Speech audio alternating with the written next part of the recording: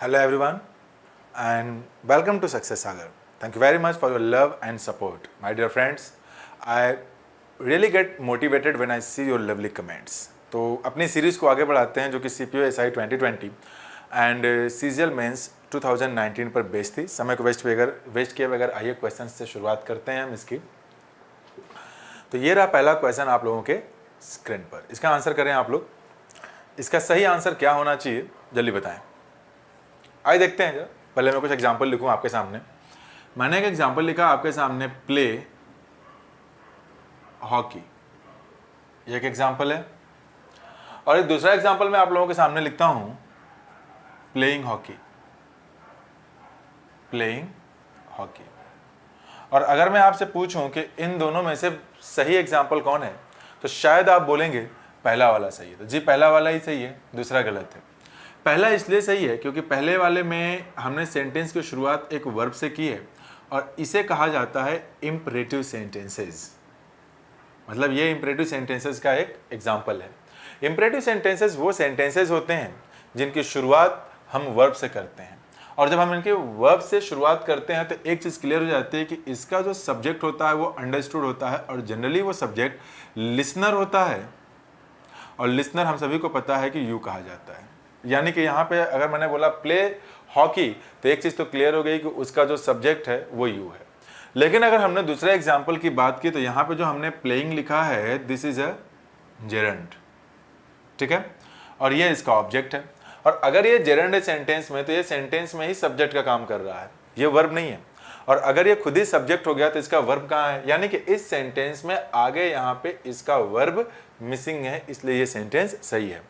अगर आप इसे ऐसे बना दें, playing hockey is good for health, कोई भी खेल आप खेलते हैं तो हेल्थ के लिए तो अच्छा रहता ही हो, तब ये सेंटेंस सही हो जाएगा, क्योंकि प्लेइंग हॉकी के लिए जो हमें वर्ब चाहिए था वो वर्ब हमें यहाँ मिल गया, और ये सेंटेंस ग्रामेटिकली एंड मीनिंगफुली दोनों तरीके से सही हो गया। ये क्लियर हुआ। अब आइए अपने एग्जाम्पल पे। इसमें लिखा हुआ है बी पोलाइट एंड कोर्टियस। तो अगर मैंने यहाँ लिखा बी पोलाइट, कोर्टियस छोड़ देते हैं, क्या जरूरत है लिखने की उसे।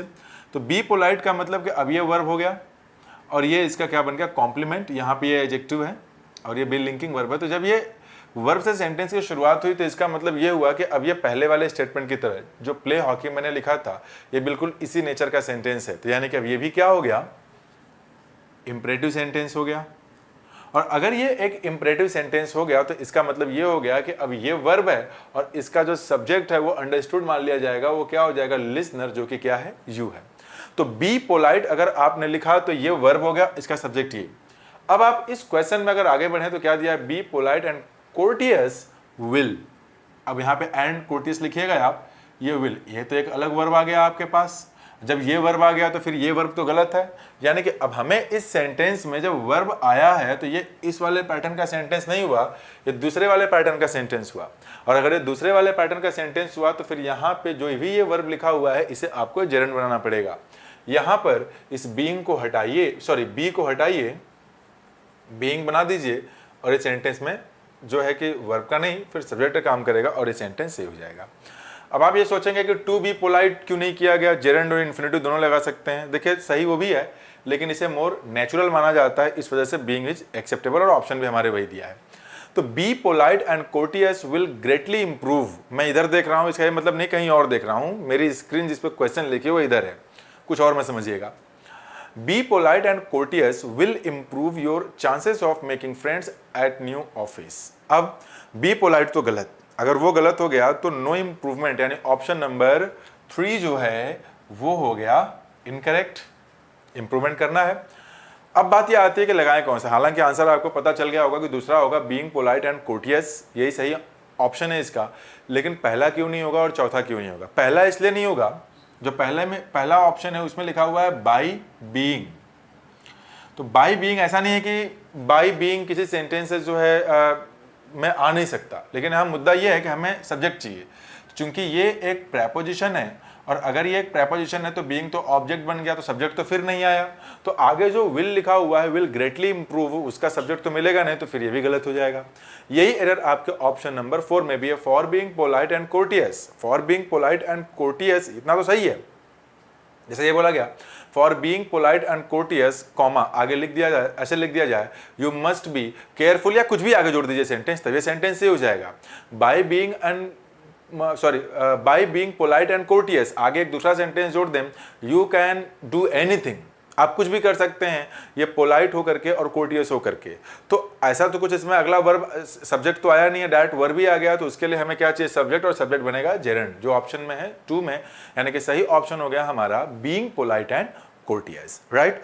दोस्तों, ये जो क्वेश्चंस मैं आप लोगों के साथ डिस्कस कर रहा हूँ, ये CPO SI 2019 के प्री के पूछे हुए वे कुछ क्वेश्चंस हैं, हालांकि बहुत टफ क्वेश्चंस उसमें नहीं आए थे, तो मैंने उन क्वेश्चंस को उठाने की कोशिश की है, यहाँ पर डिस्कस करने की कोशिश की है, जिनमें कुछ एक्सप्लेनेशन की रिक्वायरमेंट है। सारे इजी वाले कॉन्सेप्ट्स मैंने नहीं लिए हैं। 2 वीडियो और आएगी इस पर, फिर ये CPO SI 2019 के लगभग सारे क्वेश्चन से खत्म हो जाएंगे, फिर किसी दूसरे सेट पर चला जाएगा। आइए अगले एग्जाम्पल बढ़ते हैं, इससे पहले हटाया जाए। अगला क्वेश्चन ये रहा, अब आपको ये बताना है, तब तक आप इसे ट्राई करिए, हालांकि ये भी एक आसान है, लेकिन जो कुछ आसान से क्वेश्चंस हैं मैं उनको भी इसलिए ले लिया हूं क्योंकि मुझे उन क्वेश्चंस के हेल्प से कुछ ऐसे कॉन्सेप्ट डिस्कस करने हैं जो शायद आप ना जानते हो, या फिर अगर आप जानते हो तो हो सकता हो कि आप भूल गए हो इसे, तो आपका रिवीजन भी हो जाए। हो सकता है कि मेरी ये सोच आपको कहीं कुछ हेल्प कर दे, जिससे कि आप एग्जाम क्वालिफाई करें, कुछ पैटर्न के क्वेश्चंस फंस जाएं। क्वेश्चन है, the children has had their dinner, जो रेड में लिखा है वहां इंप्रूवमेंट करना है। तो सबसे पहले तो एक चीज ये देखें आप, ऐसे क्वेश्चंस पहले भी हो चुके हैं कि चिल्ड्रन एक नाउन है और ये एक प्लूरल नाउन है, यानी सब्जेक्ट प्लूरल है।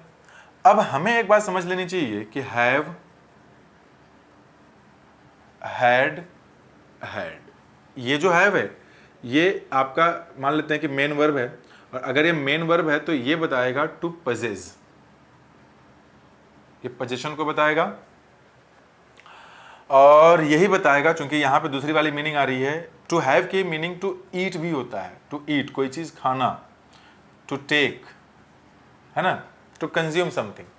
तो फर्स्ट फॉर्म ये है, सेकेंड फॉर्म ये है, थर्ड फॉर्म ये है, और ये भी आपका क्या रहा, जो इसका जो सिंगुलर फॉर्म है हैज है, यानी सिंगुलर सब्जेक्ट के साथ हम हैज का यूज करेंगे प्रेजेंट में, और प्लूरल सब्जेक्ट के साथ हैव का यूज करेंगे प्रेजेंट में। अब ये पास्ट अगर है तो फिर तो आप यही यूज कर लेंगे, इसके लिए सिंगुलर प्लूरल कोई मतलब ही नहीं। किसी ने ये क्वेश्चन का डिफरेंस पूछा था मुझसे कमेंट में, नाम तो मुझे दिमाग में नहीं आ रहा, तो मैं डिफरेंसेस यहाँ पे क्लियर कर दे रहा हूँ, या शायद व्हाट्सएप पे किसी ने पूछा था, सर जो वहाँ टीच किया ये हम कैसे पहचानेंगे। हाँ याद है, टेलीग्राम के ग्रुप पे किसी ने क्वेश्चन पूछा था कि हम कैसे पहचानेंगे, सिर्फ हैड वाला एग्जाम्पल लिखा हुआ था, हम कैसे पहचानेंगे कि हैड सेंटेंस में सेकेंड फॉर्म लिखा है कि थर्ड फॉर्म लिखा है। तो देखिए उसकी पर्पज से ये देखिए हेल्प करेगा। यहाँ पर एक बात समझिएगा, हैव और हैज ये हेल्पिंग वर्ब्स भी होते हैं तब जब इनके बाद हम कोई दूसरा वर्ब यूज करेंगे। तो अगर कभी सेंटेंस में हम ये कैसे पता करेंगे कि सेकेंड फॉर्म और थर्ड फॉर्म है ना, यही है ना। देखिए थर्ड फॉर्म तो बिना हेल्पिंग वर्ब के आती नहीं। जब भी हम थर्ड फॉर्म यूज करेंगे, whenever we are going to use the third form of the verb, it must have a helping verb, कोई ना कोई एक, सॉरी ये वाली हेल्पिंग वर्ब, कोई ना कोई एक हेल्पिंग वर्ब होगी। तो अगर हैड के पहले कोई हेल्पिंग वर्ब, कोई दूसरी वर्ब लिखी है, तब तो ये मेन वर्ब है, तब तो थर्ड फॉर्म लिखा हुआ है। लेकिन अगर कहीं हैड लिखा हुआ है और इसके अलावा कोई दूसरा वर्ब आया ही नहीं है, तो ये सेकंड फॉर्म है, तब आप ये हेल्पिंग वर्ब वाला मत मानिएगा, क्योंकि हेल्पिंग वर्ब का मतलब ही होता है कि उसका कोई ना कोई एक दूसरा मेन वर्ब आया हो। अगर मेन वर्ब नहीं आया तो हेल्पिंग वर्ब नहीं, वो खुद ही मेन वर्ब हो जाते हैं। तो अब देखें, चिल्ड्रन अगर लिखा हुआ है तो चिल्ड्रन तो प्लूरल है, तो अगर वो प्लूरल है तो हैज तो हो नहीं सकता, जब भी लगेगा हैज ही लगेगा, हैव ही लगेगा, सॉरी प्लूरल फॉर्म में तो हैव ही लगेगा अगर प्रेजेंट की बात होगी तब।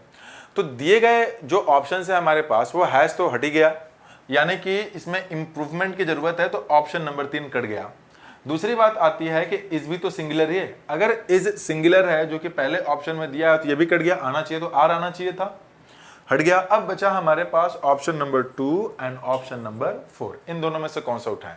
अब इसके लिए पूरा पढ़ना पड़ेगा। देखें, the children has had their dinner but the adults still have to ईट।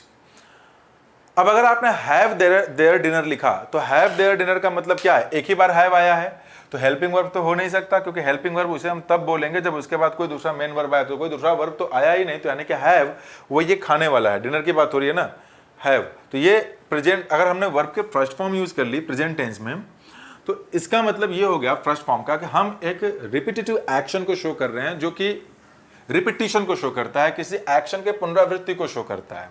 तो अगर मैं ये बोलूँ कि the children have their dinner, मतलब कि वो बच्चे अपना डिनर ले लेते हैं टाइम पर, कुछ आगे जोड़ के बना दे ऐसे, तब तो ठीक हो जाएगा। लेकिन आगे अगर हम इस सेंटेंस में देखें तो यहाँ पे दिया बट, लेकिन, यानी कुछ पहले कहा गया है उसका कॉन्ट्रास्ट है आगे। बट को कॉन्ट्रास्ट के केस में यूज करते हैं, but the adults still have to eat, अभी बड़ों को खाना बाकी है।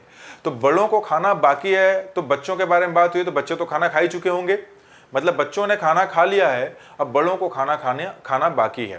तो ये वाला मैसेज आ रहा है दूसरे में। जैसे मैंने लिखा I have taken my dinner, अब ये प्रेजेंट परफेक्ट है। कैसे? ये हैव हो गया आपका हेल्पिंग वर्ब और ये टेकन हो गया यहाँ पर मेन वर्ब। मैं अपना डिनर कर चुका हूँ। मैंने आपको पहले ही बताया कि टेकन का मतलब भी हैव भी होता है, टेकन का मतलब भी आपका वो ये ईट भी आप यूज़ कर सकते हैं, इटन भी यूज़ कर सकते हैं। तो अब आप चाहे इनफॉर्मली यहाँ पे इटन यूज़ करें, अब चाहे हैव का जो थर्ड फॉर्म है, क्योंकि इस हैव के साथ जो हेल्पिंग वर्ब है हैव और हैज़, इसके साथ तो थर्ड फॉर्म यूज़ होगा तो हैड होगा। तो इस हैड का मतलब है कि I have had my dinner, मैं अपना डिनर कर चुका हूँ। तो जो सही ऑप्शन होगा वो ऑप्शन नंबर 2 होगा। देखिए इसमें हो सकता है कुछ ऐसे लोग भी देख रहे हो इसे जिन्हें सारे कॉन्सेप्ट्स पहले से पता हों, लेकिन उनका रिवीजन हो जाएगा। भाई ये पेपर के क्वेश्चन से तो सॉल्व करा रहा हूँ, सॉल्व कराना पड़ेगा ताकि सबका भला हो। चलें अब हम आएंगे अगले एग्जाम्पल पर। देखिए अच्छा एग्जाम्पल है, the vibrations from wind instruments blank, double fillers हैं इसमें, always positive and good blank your breathing and health. अब देखिए इसमें है क्या, सबसे पहले तो आपको यह पहचानना पड़ेगा कि इस सेंटेंस का सब्जेक्ट क्या है। तो लिखा है कि द वाइब्रेशंस फ्रॉम, एक बार याद रखिएगा, कभी भी कोई भी प्रेपोजिशन आए, कभी भी कोई भी प्रेपोजिशन, इस प्रेपोजिशन के पहले अगर एक सब्जेक्ट हो और इसके बाद दूसरा सब्जेक्ट हो और आगे कहीं वर्ब आए, अगर ऐसा सिचुएशन हो तो मुद्दा ये उठता है कि वर्ब लगे किसके हिसाब से। तो as we all know verb हमेशा सब्जेक्ट के हिसाब से ही लगता है। तो अब ये तो पूरा सब्जेक्ट हो गया। तो सब्जेक्ट का मतलब जो मेन सब्जेक्ट हो। तो हमें कैसे पता मेन सब्जेक्ट कौन सा है? तो हमेशा प्रेपोजिशन के पहले वाला सब्जेक्ट ही मेन सब्जेक्ट होता है। अब बाद वाला तो इस प्रेपोजिशन का ऑब्जेक्ट होगा। जब ऑब्जेक्ट होगा सब्जेक्ट हो ही नहीं सकता, यानी कि जो वर्ब है वो इसके हिसाब। जैसे मैंने लिखा आई विद माई फादर। अब आप बताएं यहां क्या लगेगा? यहां इज लगाना सही होगा, आर लगाना सही होगा कि एम लगाना सही होगा? टेलीग्राम ग्रुप में पूछते हैं आप लोग इसे। अब देखिए ये जो सब्जेक्ट तो ये पूरा है, this is the subject, this part of the sentence is called subject, but with is a preposition, and after a preposition whatsoever comes that becomes the object for the given preposition. अब अगर ये object हो गया, it means we are talking about I is the main subject. अब I के हिसाब से क्या लगना चाहिए? एम लगना चाहिए। कुछ लोगों की खोपड़ी काम करेगी, दो लोग हैं तो भाई दो लोग तो तब ना होंगे जब एंड से कनेक्टेड हो। सब्जेक्ट तो यहाँ का मेन आई है, तो आई के साथ क्या होना चाहिए? एम। तो आई विद माई फादर या फिर I along with my father, I as well as, together with, कुछ भी लगा सकते हैं आप प्रेपोजिशन। फ्रॉम लगाएं, बाई लगाएं, लाइक लगाएं, अनलाइक लगाएं, कुछ भी लगाएं। प्रेपोजिशन अगर है तो उसके पहले का जो सब्जेक्ट है वर्ब इसी पहले वाले के अकॉर्डिंग। अब यहाँ पे देखेंगे कि द वाइब्रेशंस फ्रॉम विंड, तो फ्रॉम क्या है? फ्रॉम ये प्रेपोजिशन है, इसके पहले जो सब्जेक्ट है, जो वर्ड आया हुआ है द वाइब्रेशंस, तो ये तो प्लूरल है। अब वर्ब हमेशा सब्जेक्ट के अकॉर्डिंग लगती है, तो प्लूरल सब्जेक्ट है तो verb will also be plural. तो एक चीज तो क्लियर हो गया कि जो पहला वाला ब्लैंक है उसमें सिंगुलर वर्ब नहीं आ सकता, यानी कि इज नहीं आ सकता जो कि पहले में दिया है, और वॉज नहीं आ सकता जो कि फोर्थ में दिया है। दोनों इनकरेक्ट हो गए, यानी कि दूसरा और तीसरा में से एक होगा। तो दूसरा ऑप्शन क्या दिया हुआ है? आर, और दूसरे ब्लैंक के लिए दिया हुआ है फॉर।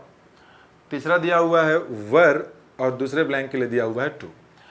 अब कुछ लोग तो ये अनुमान लगा लिए होंगे कि ये एक जनरल फैक्ट की बात हो रही है, तो प्रेजेंट इंडेफिनिट नहीं होना चाहिए। तो प्रेजेंट में जब होना चाहिए तो क्लियर ही हो गया यहाँ पर कि वर ही, ये आर होना चाहिए, वर तो हो नहीं सकता। लेकिन मुद्दा एक और भी यहाँ फंस जाता है। इसे देने का रीजन एक और भी था कि गुड आगे दिया होना, एंड गुड। सेंटेंस में तो आपका यहाँ प्लूरल होगा, आर लगाएं कि वर लगाएं। अब यहाँ पे न भी पता हो तो तुक्का मार दिया, चले भैया यही पढ़ने में अच्छा लग रहा है, लगा दो इसको। लेकिन मैं आपको पूछूंगा कि गुड के साथ कौन सी प्रेपोजिशन यूज की जाती है? गुड के साथ? एट यूज की जाती है, फॉर यूज की जाती है, या ऑफ यूज की जाती है? क्योंकि अब इसका आंसर इसी बात पर डिपेंड करेगा, गुड के साथ which preposition is to be used, at, good for और गुड ऑफ। तो आप में से ज्यादातर लोग आंसर करेंगे कि सर गुड के साथ एट यूज होता है। एक बात याद रखिएगा, मैंने किसी वीडियो में एक बात बताई थी आपको कि हम जितनी बातें जान रहे हैं, ये बात सिर्फ आप ही के लिए लागू नहीं हो रही है, ये बात मेरे लिए भी, मेरे लिए मतलब टीचर्स के लिए भी लागू होती है। ऐसा नहीं है कि हम जितना जानते हैं सिर्फ उतना ही है, हमारे भी नॉलेज का एक लिमिट है। Even teachers sometimes learn, even most of the times they learn. तो अब होता क्या है इसमें कि लर्निंग है, कोई नई चीज आए तो आपको सीखना चाहिए, तो गुड के साथ एड भी सही है, गुड के साथ फॉर भी सही है, एंड गुड के साथ ऑफ भी सही है, यानी तीनों सही हैं। और भी आ सकते हैं डिपेंडिंग अपॉन द सिचुएशन। तो आइए समझते हैं मीनिंग क्या है। अगर हम गुड के साथ एड प्रेपोजिशन का यूज करेंगे तो इसका मतलब ये हो जाएगा कि आप स्किल्ड हैं, उस काम को करने के लिए सक्षम है, निपुण है, skilled eight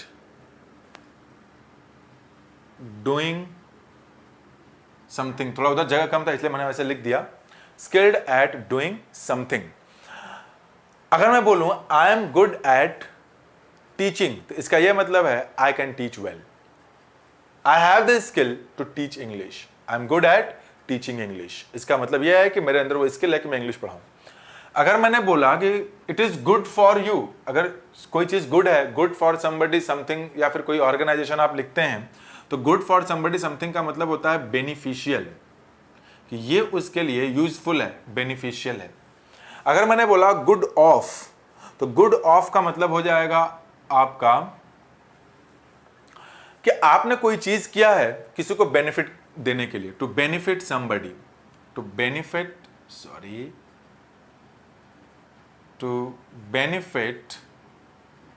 somebody something, to benefit somebody something। अगर मैंने बोला I urged you to resign for the good of the country, यानी इसका क्या मतलब हुआ कि मैंने अर्ज किया तुमसे कि तुम रिजाइन करो ताकि कंट्री के लिए, कंट्री को कुछ बेनिफिट दिया जा सके। तो ये जो प्रेपोजिशंस यहाँ पे यूज किए गए एट, फॉर और ऑफ, ये तीनों सही हैं गुड के साथ। इनकी मीनिंग बस देख लीजिए क्या है। तो यहाँ पर तो गुड के साथ हमें बस एक ही वही प्रेपोजिशन दिखाई दे रहा है, फॉर है। अगर ये दोनों भी आते तो मीनिंग के बेसिस पे आप कर लेते। अब यहाँ पे मुद्दा ये फंस रहा है कि ये तीनों अगर आएगा तो पहचानेंगे कैसे। देखिए, जब आप कोई सेंटेंस पढ़ेंगे, जैसे कि क्लोज टेस्ट हो गया, या फिर ऐसे फिल इन द ब्लैंक्स के सेंटेंसेस हो गए, या फिर आपका सेंटेंस इंप्रूवमेंट हो गया, तो वहाँ पे सेंटेंसेस पढ़ करके आपको ये आइडिया लगाना पड़ेगा कि गुड एट होना चाहिए, कि गुड फॉर होना चाहिए, कि गुड ऑफ होना चाहिए। सेंटेंस के कॉन्टेक्स्ट के हिसाब से कुछ भी सही हो सकता है। तो यहाँ पे जो ऑप्शन होगा वो होगा ऑप्शन नंबर 2 ही है ना, हाँ, आर एंड फॉर। तो एक बात फिर से मैं बोल दूं, ये मान के मत चलिए कि जितना आपने पढ़ लिया है, जितना आपको पढ़ा दिया गया है सिर्फ उतना ही है, चाहे आप मुझसे पढ़े हो चाहे जिससे पढ़े हो। हम लोग भी रोज नई नई चीज़ें सीखते रहते हैं, आप भी सीखिए। ये मतलब एक जगह हमेशा लेकर के चलिए कि नई चीज़ें सामने आ सकती हैं, तो वहाँ सीखने को तैयार रहिए। आइए अगले एग्जाम्पल पे चलते हैं। अगला एग्जाम्पल ये रहा, ये दिया हुआ है, the World Health Organization warned the government that even many people were likely to die of epidemics than of the tsunami. T tsunami नहीं है, सुनामी है। अब देखिए है क्या, बहुत ही आसान सा क्वेश्चन है, तुरंत समझ जाएंगे आप इसे। आप देखेंगे कि जो रेड में लिखा हुआ पार्ट है सेंटेंस का, उसी को हमें सेंटेंस इंप्रूवमेंट करना है, उसी में देखना है कि इंप्रूवमेंट की जरूरत है भी कि नहीं। बहुत ही आसान है। देखिए कैसे, जैसे ही रेड वाले पार्ट के आप आगे जाएंगे तो उसमें लिखा है to die of epidemics than. अब यहाँ पे देन तो यूज हुआ है, यानी एक चीज क्लियर हो गया कि जहां रेड वाला पार्ट है वहां पर कंपैरेटिव डिग्री का कोई एक एडजेक्टिव चाहिए, तो जिसमें होगा वही सही होगा। तो देखिए जो क्वेश्चन दिया हुआ है that even many people were likely to, तो दैट जो लिखा है वो बोल्ड में जो लिखा हुआ है रेड पार्ट में, दैट वो तो कंपैरेटिव डिग्री में लिखा नहीं है। जब नहीं कहीं लिखा है तो दिया हुआ क्वेश्चन गलत है। जब दिया हुआ क्वेश्चन गलत है तो 1 2 3 4 में से दूसरा ऑप्शन तो गया। अब हमें चाहिए कोई एक ऑप्शन। अब देखिए पहला ऑप्शन क्या दिया है, that so many people are, तो उसमें भी नहीं है कहीं पे कंपैरेटिव, तो हटा दीजिए। तीसरे दैट इवन मोस्ट पीपल, तो कंपैरिजन तो इसमें भी नहीं हुआ, तो इसे भी हटा दीजिए। दिया है that more people were likely to die of epidemics than of the tsunami. यानी कि सेंटेंस बिल्कुल सही निकला, ऑप्शन नंबर 4। आई होप कि आपको ये समझ में आया होगा। चूंकि ये एक प्रैक्टिस बैच बनाया है इसलिए इसको बहुत डिटेल वो थियरी नहीं समझा रहा, नहीं तो पढ़ने वाले बच्चे बुरा मान जाएंगे। तो थोड़ा मेहनत बढ़ाइए आप लोग भी, थियरी की जब क्लास चलेगी तब थियरी बहुत सीखिएगा।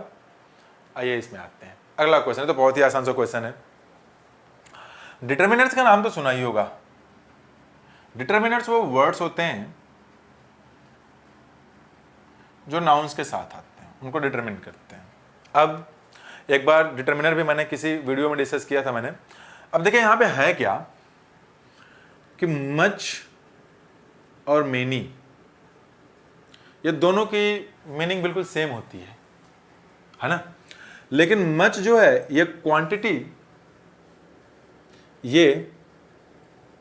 क्वांटिटी या डिग्री दोनों बताने के लिए यूज में लाया जाता है। अब जब क्वांटिटी और डिग्री की बात हो रही है तो जो नाउन होगा वो अनकाउंटेबल के लिए, लेकिन अगर काउंटेबल नाउन की संख्या बतानी हो, मच या मतलब बहुत का सेंस देना हो, तो वहां पे मेनी का यूज करेंगे और ये वहां पे बताएगा नंबर, ये बताएगा नंबर। और नाउन क्या होगा? काउंटेबल नाउन होगा। अब जब मेनी का मतलब ही होता है एक से ज्यादा, तो नाउन क्या हो जाना चाहिए? Plural countable noun. ठीक है, एक बार फिर से, मच यूज करते हैं क्वांटिटी और डिग्री बताने के लिए। अच्छा, क्वांटिटी उसकी बताएंगे जो मटेरियल नाउन्स होंगे। भाई मटेरियल नाउन की तो क्वांटिटी हम बता ही सकते हैं, उनकी तो क्वांटिटी ही बताएंगे। दिख रहा है ऊपर? नहीं दिखा, चलिए बोल दे रहा हूं। मच यूज क्वांटिटी हम बताएंगे उसकी जब नाउन हमारा मटेरियल हो। डिग्री तब हम बताएंगे जब नाउन हमारा अब्स्ट्रैक्ट हो। अब्स्ट्रैक्ट, जैसे मैंने बोला much water, water is a material noun. अब वो मटेरियल है तो फिर वहां अब्स्ट्रैक्ट नाउन तो वो है नहीं। इन जनरल अगर देखा जाए तो अब्स्ट्रैक्ट नहीं हो। अब हुआ क्या कि उसके पहले मच लगाइए, तो मच वहां पे क्या बताएगा? क्वांटिटी। लेकिन अगर मैंने बोला मच हैप्पीनेस, तो happiness is an abstract noun. Abstract noun है तो we can not talk about the quantity of any abstract noun, we talk about या और we take it as a degree, हम उसको डिग्री की तरह ट्रीट करते हैं। तो वहीं पे मच अब क्वांटिटी ने डिग्री को रेफर करेगा। लेकिन अगर बॉयज की बात की गई तो मेनी बॉयज, मेनी क्या है? संख्या, मेनी। मच बॉयज बोलेंगे तो ऐसा नहीं है कि बहुत सारे, मतलब 1 किलो बॉयज, तो मच जो है वो किलो में नहीं होता है, वो जो है क्वांटिटी बताएगा, डिग्री बताएगा। मेनी जो है किलो वगैरह में नहीं, बॉयज जो होते हैं वो किलो वगैरह में नहीं होते, उनकी संख्या होती है। तो यहाँ पे क्या आना चाहिए? मेनी। तो जो 5वां एग्जाम्पल है ये तो हो गया आपका, आसान सा था। तो हाउ मेनी, मनी लिखा हुआ है तो मनी तो एक अनकाउंटेबल नाउन है। जब ये अनकाउंटेबल नाउन है तो many can not be used. अगर मेनी नहीं यूज कर सकते तो it should be how much. How much money did Sudhir win in the lottery? Lottery में सुधीर ने कितना पैसा जीता? Now let us talk about example number 6। Example number 6 को जरा आप ट्राई करने की कोशिश करिए। आसान सा एग्जांपल है, ये भी बहुत डिफिकल्ट नहीं है, अच्छा लगेगा। अब थोड़ा आज का सेट बहुत ज़्यादा डिफिकल्ट नहीं है, आसान सा है, क्योंकि क्वेश्चंस तो देखने ही थे हमें, मुझे लगा इनको इंक्लूड करना चाहिए। अब देखिए है क्या इसमें? The first thing they did was to blank the extent of damage done by the rains. मतलब जो सबसे पहली चीज थी जो उन्होंने किया वो क्या चीज थी? वो थी कि द एक्सटेंट ऑफ डैमेज, जो भी क्षति हुई थी उसका एक्सटेंट, उसकी हद क्या थी, ये पता लगाना। अब देखिए रिपेयर, जो ऑप्शन नंबर, कोई भी ऑप्शन शुरू करिए आप, मुझे रिपेयर दिख गया वहीं शुरू कर दे रहा हूं। रिपेयर का मतलब ये होता है कि किसी चीज को, कोई पुरानी चीज हो या फिर कोई चीज जो खराब हो गई हो, उसको फिर से उसी स्थिति में ले आना। तो यहाँ पे एक्सटेंट ऑफ द डैमेज की बात चल रही है, तो ये तो रिपेयर करने की बात तो हो नहीं रही, क्योंकि इसे कैसे रिपेयर करेंगे आप? Extent of the damage. Circulate का मतलब हो गया स्प्रेड, उसको फैलाना। अब बात आती है असर्टेन एंड सर्च। सर्च होता है तो look for something that is missing, कोई चीज खो गई है उसको आप खोज रहे हैं, तो फिर वो तो एक्सटेंट ऑफ द डैमेज तो खोजा नहीं जाएगा, क्योंकि वो तो खोएगा नहीं, जो हुआ है उसी का पता लगाना है। Ascertain, ascertain means to ensure, कि ये चीज को डिस्कवर करना कि आखिर उसका किस हद तक की प्रॉब्लम हुई है, कि ये चीज को सुनिश्चित करना, that is called to ascertain. So the correct option is ascertain, option number 1। तो ये एग्जाम्पल जो था वर्ड मीनिंग बेस्ड था। अब आपके सबसे बड़ी एक प्रॉब्लम आती है कि चलिए याद कैसे करें। आप डिफरेंट बुक्स उठाते हैं, मुझसे बुक्स के बारे में पूछते हैं तो बोलता हूँ कोई प्रीवियस ईयर की प्रैक्टिस उठाइए, उनमें से वर्ड्स की प्रैक्टिस करना शुरू करिए। तो आप बताते हैं सर ये वाली बुक तो वो वाली बुक। एक बात क्लियर आपको कर दूं, किसी भी बुक को आप उठाएंगे घुमा फिरा करके सारे वही वर्ड्स रहेंगे। तो आप किसी को भी उठाइए, पहले एक बुक पढ़ लीजिए। देखिए 10 किताबों को न पढ़ने से, खरीद कर रखने से अच्छा है एक ही किताब को 10 बार पढ़ लीजिए, उसको किनारे करिए, फिर दूसरी किताब उठा के लाइए, जो नया मिले उसको उठाइए, फिर उसको किनारे करिए, फिर दूसरा उठाइए। तो आप करते क्या है, किताबें खरीद लेते हैं, नोट्स खरीद लेते हैं, रख लेते हैं, पढ़ते कुछ भी नहीं, इसलिए कुछ भी नहीं आता। तो एक ही किताब को पहले कंप्लीट करिए, तब दूसरे बुक पे आप जाइए। चलिए फिलहाल आते हैं अगले एग्जाम्पल पर हम लोग, और अगला एग्जाम्पल ये रहा। हाँ जी, ये बढ़िया कॉन्सेप्ट है, मैं इसे आप लोगों के साथ डिस्कस करूंगा डिटेल में, तब तक आप इसका आंसर बताएं क्या होगा। खैर आंसर बताना तो आसान है, मैं ही बता देता हूँ इसका आंसर क्या है। सबसे पहले एलिमिनेशन मेथड का यूज करके फिर इस पे जो कॉन्सेप्ट्स हैं उसे डिस्कस करेंगे। देखिए इसमें है क्या, I tried to contact my dentist but her cell phone, मतलब वो जो डेंटिस्ट है वो कोई वुमन है, appeared to have been switched off. अब हमें ये पता करना है कि ये जो लिखा हुआ रेड पार्ट में जो सेंटेंस का हिस्सा है वो सही है या गलत। तो देखते हैं, ऑप्शन नंबर 1 की बात किया जाए तो अपीयर्स टू हैड बीन, देखिए अपीयर्स टू लिखा है ना, फिर यहां लिखा है हैड बीन, तो माय डियर फ्रेंड्स, टू यहाँ पे तो इन्फिनिटिव है, जब इन्फिनिटिव है तो वर्ब के फर्स्ट फॉर्म आनी चाहिए, तो ये ऑप्शन तो गलत, यानी दिया गया option number A means 1 is incorrect. Now let us talk about, अभी हम नो इंप्रूवमेंट की बात तो नहीं करेंगे, पूरा चेक कर लें पहले। अपीयर्ड टू बीन, अब देखिए फिर से अपीयर्ड टू लिखा है, अब टू के बाद बीन आया, तो as we all know appear के साथ जो ये टू है दैट इज, वो टू जो है इन्फिनिटिव का पार्ट है, and if it is the part of infinitive it will take, it must take the base form of the verb, and been is not the base form, the base form is be, तो ये भी गलत हो गया, it means you are not going to use option number 3rd also. What about option number 4? Now appear, so my dear friends, देखें her cell phone, subject singular है, तो वहां पे क्या होना चाहिए था, appear to भी तो सही है, लेकिन वो appears होता तब तो हम आगे की बात करते, appears नहीं है तो वैसे ही गलत हो गया plural verb। तो यानी कि ऑप्शन नंबर 1 भी इनकरेक्ट है, 3rd भी इनकरेक्ट है, 4th भी इनकरेक्ट है, तो क्या बचा, नो इंप्रूवमेंट, यानी दिया गया सेंटेंस बिल्कुल सही, उसमें कोई एरर नहीं है।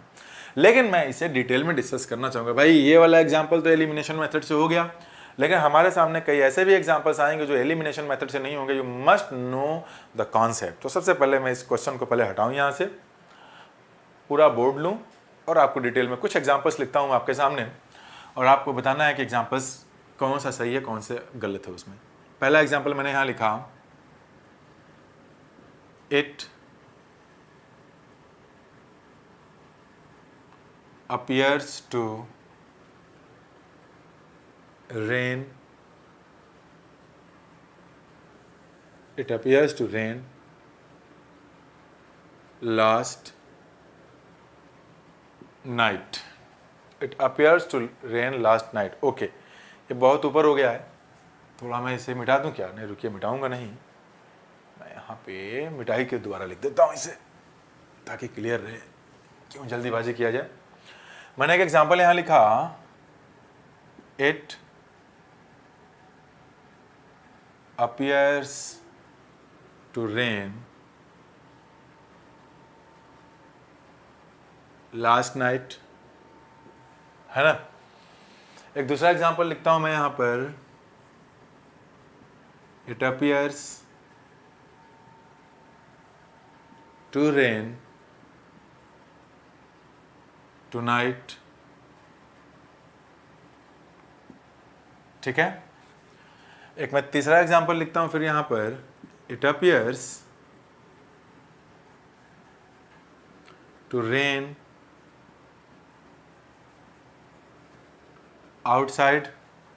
अच्छा, जैसे कि appear है वैसे एक वर्ब और है तो उससे भी लिख देता हूं मैं, you seem to annoy him yesterday। एक एग्जाम्पल ये लिखा। एक एग्जाम्पल और देता हूँ आप लोगों को, अच्छा लगेगा, 5वां अच्छा एग्जाम्पल है। मैंने लिखा, she may be weak now but she appears to be strong। बाहर निकल गया क्या बोर्ड से, चलिए नीचे लिख देते हैं, she appears to be strong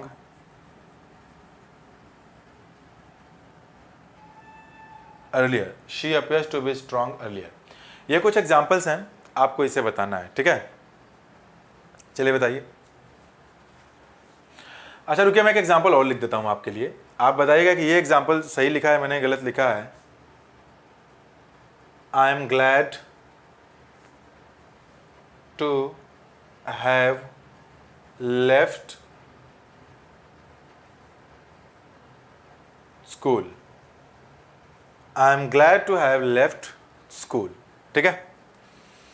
okay, ये कुछ एग्जाम्पल्स हैं, एक बार आप पढ़ लें इसे, फिर मैं इसकी शुरुआत करता हूँ। थोड़ा सा बोर्ड पे जगह है, वहाँ पे काम हो जाएगा।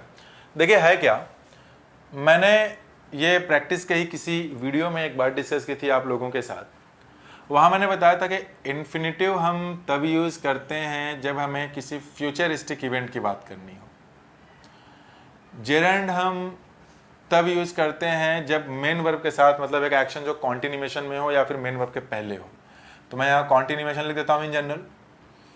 तीसरा, मैंने परफेक्ट इन्फिनेटिव की बात भी शायद नहीं की तो भी जान लीजिए। इन्फिनेटिव तब यूज़ करते हैं, परफेक्ट इन्फिनेटिव मतलब 2 प्लस फर्स्ट फॉर्म, जो कि पास्ट का इवेंट हो, जो काम हो चुका हो, उसके लिए परफेक्ट इन्फिनेटिव का हम यूज़ करेंगे, ठीक है। ये सारी बातें आपको याद भी होंगी। अब देखें, और जब प्रैक्टिस से क्लास कर रहे हैं तो सारी बातें पता होनी भी चाहिए। अगर मैंने यहाँ पे लिखा कि it appears to rain last night, तो ऐसा लगता है, भाई अपियर का मतलब प्रतीत होना होता है, सीएम का मतलब है प्रतीत होना।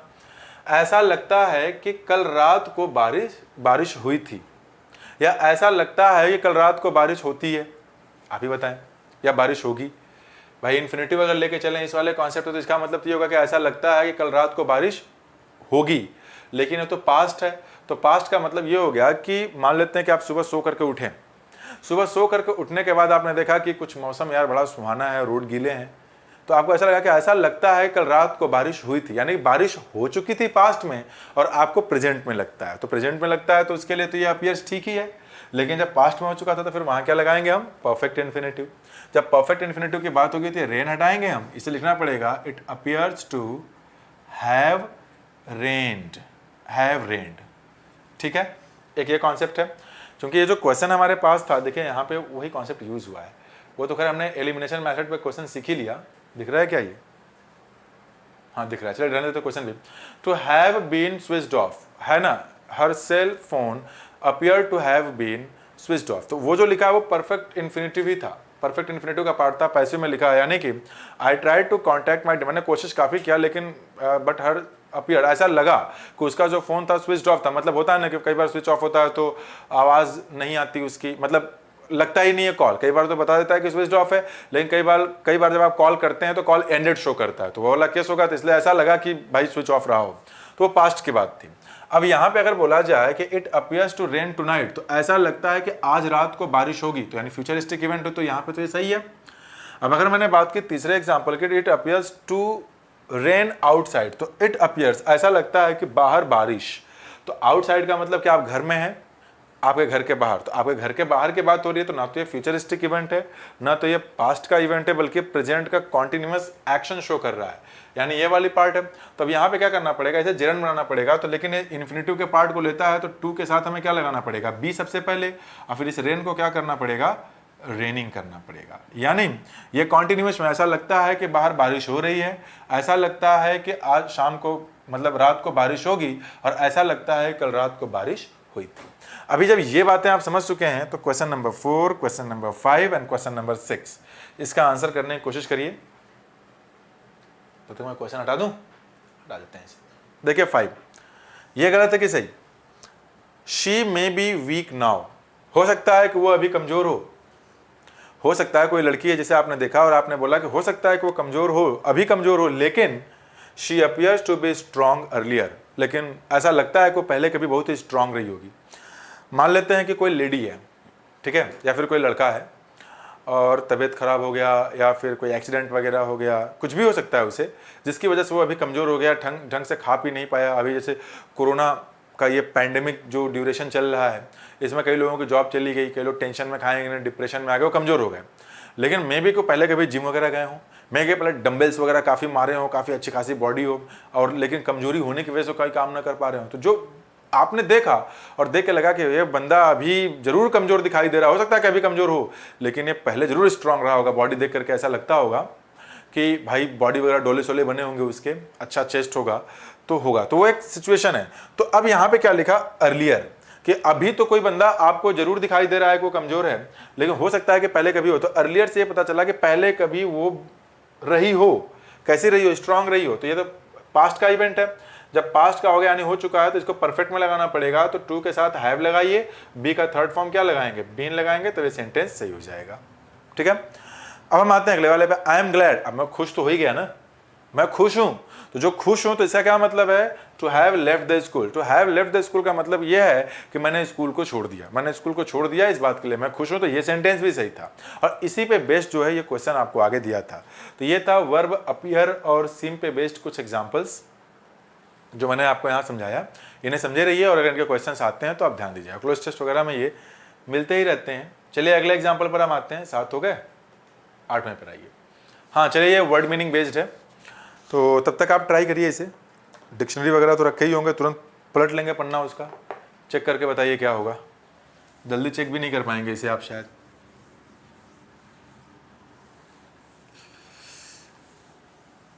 आंसर करिए दोस्तों इसका।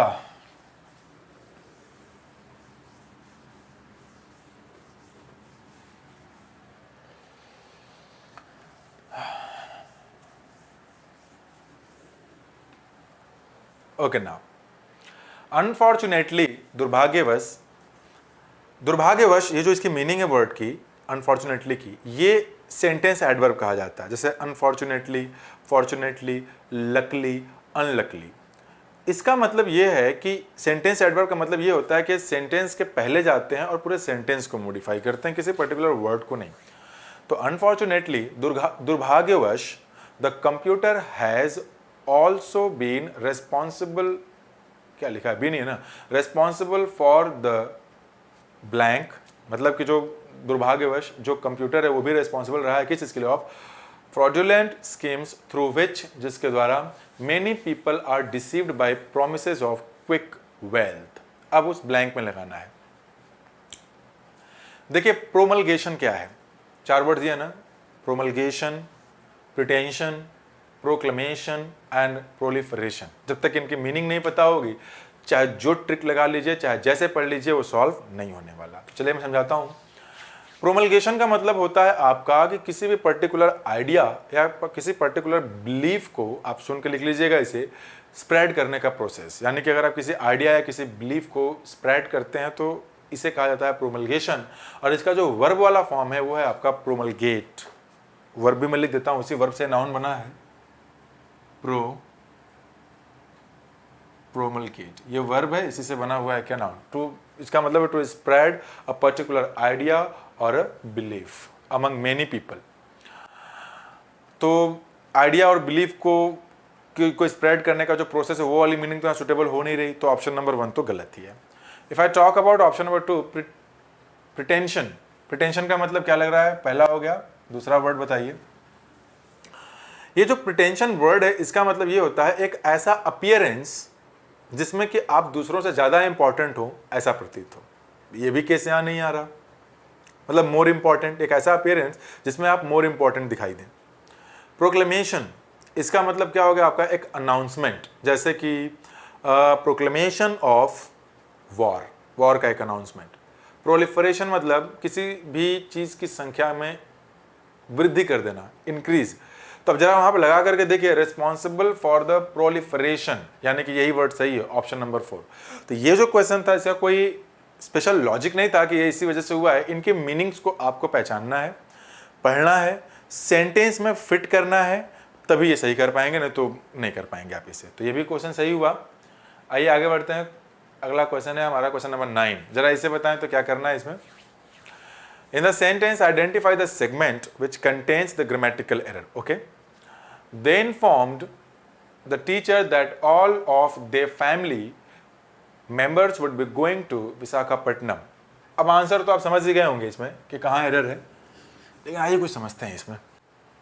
आंसर तो आपको पता ही होगा, but I wanted to make you understand something, इसलिए मैंने इसे चूज़ किया, भले एग्जाम्पल आसान हो। इसका आप पता है कि ऑप्शन नंबर 3 ही सही ऑप्शन होगा, all of they family members. शायद आप यही सोच रहे होंगे। आइए मैं आपको कुछ समझाना चाहूँगा इस पर। मैंने एक वर्ड लिखा है यहाँ पे, नाउन पे बेस्ड ये क्वेश्चन है। मैंने एक वर्ड लिखा है यहाँ पे फैमिली मेंबर, और एक दूसरा वर्ड मैंने लिखा है यहाँ पर क्लास टीचर। इन दोनों में से कौन सा सही है, फैमिली मेंबर या क्लास टीचर? आप बोलेंगे दोनों सही है। देखिए स्पोकन इंग्लिश में तो दोनों सही है, लेकिन रिटन इंग्लिश की अगर बात किया जाए तो ये वाला गलत होगा और ये वाला सही होगा। ठीक है, आइए देखते हैं कैसे। मान लेते हैं ये एक फैमिली है, फैमिली, तो फैमिली तो एक कलेक्टिव नाउन है। देखिए ये भी एक कलेक्टिव नाउन है और क्लास भी क्या है, ये दोनों के दोनों जो वर्ड्स हैं ये कलेक्टिव नाउन्स हैं। Now the question is that ये कलेक्टिव नाउन्स तो हैं, तो कलेक्टिव नाउन्स है तो कलेक्शन भी होगा, और अगर कलेक्शन होगा तो ये किनके कलेक्शंस हैं? जब तक आपको कलेक्शंस नहीं पता चलेगा तब तक तो फिर आप कुछ कर ही नहीं पाएंगे। तो देखिए है क्या, आप ये मान लीजिए फैमिली है और मान लीजिए कि ये एक क्लास है, क्लास। ठीक है, क्लास किसका कलेक्शन होता है, स्टूडेंट्स का या फिर टीचर्स का? जाहिर सी बात है स्टूडेंट्स का। फैमिली किसका कलेक्शन होगा, मेंबर्स का, मेंबर का। अब देखिए इसका लॉजिक क्या है, इसका पैटर्न क्या है यूज करने का, बहुत ही आसान सा पैटर्न है। जब कोई कलेक्टिव नाउन किसी ऐसे कॉमन नाउन के साथ आए, जब कोई कलेक्टिव नाउन किसी ऐसे कॉमन नाउन के साथ है, क्योंकि मेंबर और टीचर ये दोनों के दोनों कॉमन नाउन्स हैं। अगर ये कलेक्टिव नाउन इस कॉमन नाउन, जो भी कॉमन नाउन आया है उसी से मिल करके बना है, तब तो वो इसे ऐसे नहीं लिख सकते। लेकिन ये कलेक्टिव नाउन किसी और चीज से मिल करके बना है तब ऐसे लिख सकते हैं। नहीं समझ में आया ना? वंस मोर, फैमिली किससे बनता है, मेंबर्स से। फैमिली तो मेंबर से ही बनेगा ना। अब अगर आपने फैमिली को बनाया मेंबर्स से, तो यानी कि ये कलेक्टिव नाउन अपने जो कॉमन नाउन इसके साथ आया उसी से मिलकर बना है, तब आप इसे ऐसे नहीं लिखेंगे। तब इसका पैटर्न होता है मेंबर ऑफ द फैमिली, ये सही होगा। मेंबर ऑफ द जो लगाना लगाते रहिए आप। लेकिन यहां पे जो क्लास है वो टीचर से तो मिलकर बना नहीं है, तो इसलिए क्लास टीचर सही है। समझ में आई बात? अब यहां पे आप लोगों ने बोला होगा कि सर यहां पे होना चाहिए all of their family members. शायद आप लोग यही समझे हों, लेकिन आपने गलत समझा। इस पर्टिकुलर एग्जाम्पल के लिए तो आपने जो समझा वो सही निकल गया, क्योंकि वहां पे दे गलत था, देर लगा के आप समझ जाएंगे कि सही होगा। लेकिन अगर वहां पे देयर ही लिखा रहता और दूसरा ऑप्शन ये दे दिया गया रहता the members of the family, तो गलत होता ना। यानी कि अगर इसे बनाना होगा सही तो बनेगा कैसे, all of they family members की जगह बनेगा all the members of their family. याद रखिएगा, जब ये कलेक्टिव नाउन और ये कॉमन नाउन, ये कलेक्टिव नाउन इस कॉमन नाउन से ही मिलकर के बना हुआ है, तब आप ऐसे नहीं ऐसे लिखेंगे। लेकिन अलग अलग है तो आप ऐसे लिख सकते हैं। ठीक है, तो उम्मीद करता हूं कि ये एग्जाम्पल आपको समझ में आया होगा। आइए अगले एग्जाम्पल पे चलते हैं, जो कि आज के लिए लास्ट एग्जाम्पल है। 10 ही क्वेश्चंस रखा है मैंने इसमें, शायद यही है, हाँ जी। चलिए, इस टाइप के क्वेश्चन ही मैंने पहले की वीडियोज में डिस्कस किया है। आइए एक बार फिर से छोटा सा डिस्कशन कर लें इसका, अच्छा लगेगा आपको।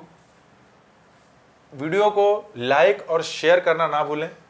पहली बार देख रहे हैं तो चैनल को सब्सक्राइब जरूर करें, ताकि मेरे वीडियो के नोटिफिकेशंस आपको तुरंत मिल सके। ठीक है, देखें है क्या, this is a time scale. ठीक दिख रहा है? यस। टाइम स्केल पे मैंने 2-3 बातें बताई थी। एक तो मैंने बताया था ऐसा पहले, लेकिन इसके पॉइंट्स लेते हैं हम। प्रेजेंट, पास्ट, और एक पॉइंट यहां ले लेते हैं पास्ट ऑफ पास्ट। फ्यूचर की भी जरूरत नहीं है, ये पहले डिस्कशन हो रखा है, लेकिन फिर भी यहां पूरा एक्सप्लेन कर देता हूं, तब तक आप उसका आंसर सोचिए क्या होगा। पास्ट ऑफ पास्ट क्या हो गया, past perfect. Past of past को ही तो we call past perfect. Past perfect, और पास्ट परफेक्ट के लिए we use had plus third form of the verb. This is called past indefinite tense, it means the second form of the verb. अब चाहे जो भी state हो उसके। तो इस टाइम स्केल पे 3 बातें मैंने बताई थी। एक बात तो ये कि एक एक्शन पास्ट का हो, दूसरा पास्ट ऑफ पास्ट का हो, ठीक है। जैसे द ट्रेन, थोड़ा बड़ा लिखूं, नहीं दिखेगा नहीं आपको। The train departed had departed before I reached there।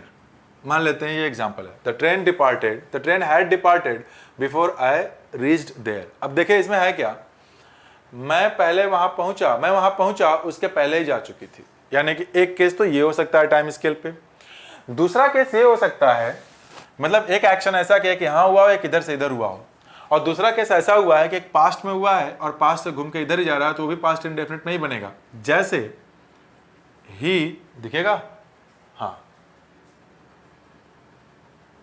Called me and gave me some books.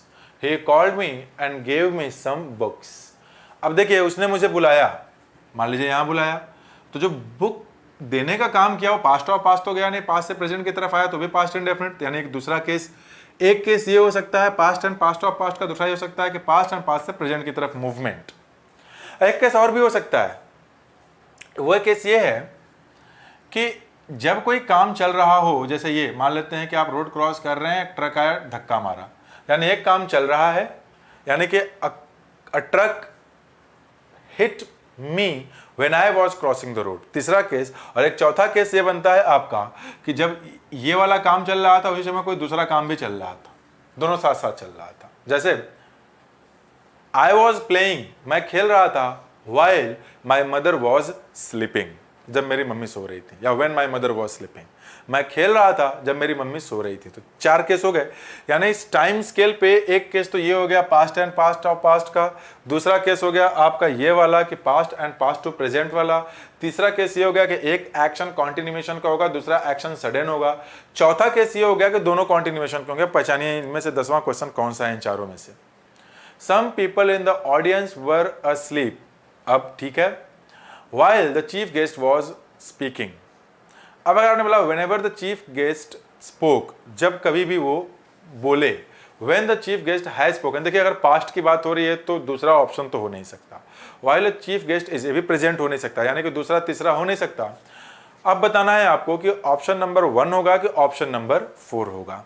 तो एक सीधी सी बात है, ये जो वर asleep लिखा है, asleep एक स्टेट को बताता है। अगर आपने ये बोला कि that time I was sleeping, यानी वहां पे आपने एक्शन को बताया कि उस समय मैं सो रहा था लेकिन नींद में था, या फिर आपने बोला कि that time I was asleep, यानी उस समय नींद में था, तो वो स्टेट को बताया। दोनों की मीनिंग मोर और लेस सेम हो जाती है। यानी कि ये वाला जो एग्जांपल लिखा है, ये चौथा कंडीशन था कि दोनों के दोनों जो एक्शंस हैं वो कॉन्टिन्यूएशन में थे, इसलिए इस सेंटेंस में नो इंप्रूवमेंट की जरूरत है। Some people in the audience were asleep, मतलब कि जो ऑडियंस थे, जो भी ऑडियंस थी, उनमें से कुछ लोग जो थे वो नींद में थे। कब नींद में थे? while the chief guest was speaking, जब वो बोल रहे थे। कई बार होता नहीं है क्या, जैसे कि मैं पढ़ा रहा हूँ, हालांकि जो इसको देख रहे हैं वो तो ऐसे नहीं करेंगे, लेकिन जब क्लासरूम टीचिंग होती है, जब बड़ी क्लास होती है, 800-900 बच्चे बैठे होते हैं, तो जो आगे 8-10 बैठे होते हैं उनको समझ में आता ही है, कुछ तो एसी की हवा लेने आते हैं। वो बैठे बैठे जब पढ़ाया जाता है तो ऐसे उनकी आंखें हो रही होती हैं, ऐसे सोते रहते हैं ना, तो अस्लीप, वो नींद में चले गए हैं। तो यानी कि उनका स्टेट अलग हो गया, इधर ये भी काम चल रहा है, उनका दूसरा वाला काम भी चल रहा है। That is what the particular statement is, that is why there is no error in the given sentence and the given sentence is correct, absolutely correct. तो ये था आज के लिए, आज के लिए इतना ही रखते हैं। वीडियो को लाइक करिए, शेयर करिए, अपने सजेशंस कमेंट बॉक्स में बताइए, और क्या आप चाहते हैं, किस टॉपिक की वीडियो चाहते हैं। फिलहाल तो ये प्रैक्टिस का ही सेशन चल रहा है, लेकिन अगर आप कुछ बताएंगे, कोई क्वेश्चन वगैरह फंस जाए तो आप लिख दीजिए, उसको भी मैं देखूंगा, देख करके अगले वीडियो में डिस्कस कर दूंगा। ठीक है, तो फिलहाल इतना ही रखते हैं आज, और चला जाए आज के लिए, बाय बाय।